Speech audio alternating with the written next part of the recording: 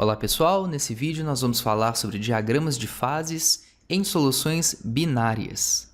Vamos começar imaginando um recipiente, conforme mostrado aqui nessa figura, dotado de um êmbolo. Esse êmbolo é móvel e nós vamos assumir aqui que não existe qualquer tipo de atrito entre o êmbolo e as paredes do recipiente. O êmbolo toca a superfície de um líquido, que por um acaso é uma solução binária constituída pelos componentes A e B. Nós vamos assumir aqui que a concentração dessa solução é dada por 30% de A e 70% de B em base molar, ou seja, a fração molar de A é 30% e a fração de B é 70%. Nós vamos adotar aqui a convenção de que a fração molar dessa solução será dada pela letra Z, ou seja, ZA, a fração molar de A, será igual a 0,3 e ZB, a fração molar de B, será igual a 0,7. Nós vamos também acompanhar a temperatura desse sistema, que será dada pela letra T, e vamos assumir também que a pressão é constante. Vamos trazer então esse desenho aqui para a esquerda e construir um gráfico. Nesse gráfico, o eixo das ordenadas representa a temperatura e o eixo das abscissas representa a fração molar de A. Digamos que o nosso sistema esteja inicialmente a uma temperatura T e que a fração molar seja igual a ZA. Nós estamos, portanto, no ponto mostrado aqui com um X. Note que nesse ponto o sistema é constituído por uma única fase líquida e cuja composição nós conhecemos, ZA e ZB. Vamos então fornecer calor para esse sistema, o que vai fazer com que sua temperatura aumente. Nós vamos parar então neste novo ponto. Veja pelo desenho que pouca coisa mudou, nosso sistema continua sendo monofásico. Se nós aumentarmos a temperatura mais um pouco, nós vamos parar nesse novo ponto. Note pelo desenho da esquerda que dessa vez há uma particularidade, está começando a se formar uma fase vapor no nosso sistema. Dessa forma, para que nós possamos descrevê-lo completamente, não basta nós identificarmos um único ponto no nosso diagrama. Nós precisamos de um ponto para representar a composição da fase líquida e outro ponto para representar a composição da fase vapor. Vamos marcá-los então nesse diagrama com um ponto azul, representando a fase líquida, e um ponto vermelho representando a fase vapor. A temperatura correspondente ao momento em que começam a se formar as primeiras bolhas de vapor é a chamada temperatura do ponto de bolha. Essa é a temperatura na qual a fase vapor começa a ser formada. Veja que nesse ponto, a fase vapor possui uma fração molar de A, digamos YA, maior do que a fração molar que nós tínhamos na solução original, ZA. Isso é devido ao fato de que, aqui no nosso exemplo, A é mais volátil que B. Note também que nesse ponto a fase vapor acabou de começar a ser formada e, portanto, sua massa é muito pequena.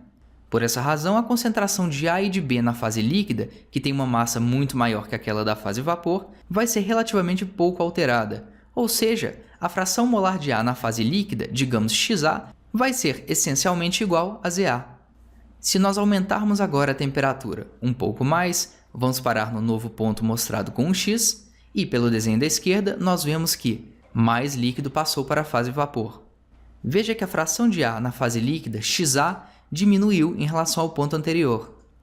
E isso é esperado, porque como o componente A é mais volátil, ele está saindo preferencialmente da fase líquida para a fase vapor e, portanto, a fase líquida vai ficar empobrecida de A. Da mesma forma, a fração molar de A na fase vapor também diminui.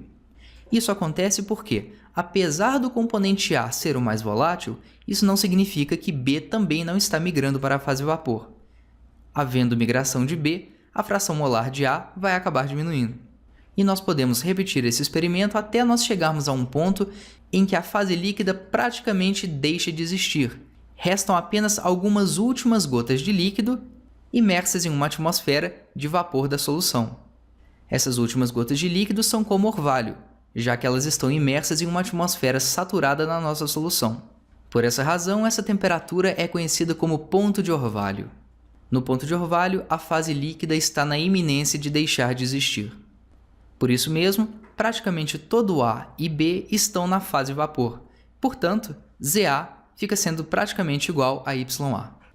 Aumentando a temperatura mais um pouco, todo o restante de líquido irá vaporizar e nós teremos novamente um sistema monofásico. Note que para realizar esse experimento, nós fixamos um valor de ZA e assim obtivemos este gráfico. Nós poderíamos ter começado esse experimento com uma solução, por exemplo, um pouco mais concentrada de A, partindo, por exemplo, deste ponto. Se nós fizéssemos o mesmo raciocínio, obteríamos novos pontos, por exemplo, esses aqui. Poderíamos também ter feito esse experimento partindo de uma solução muito menos concentrada em A, como mostrado nesse ponto. Nós obteríamos então novos pontos, como por exemplo estes mostrados aqui.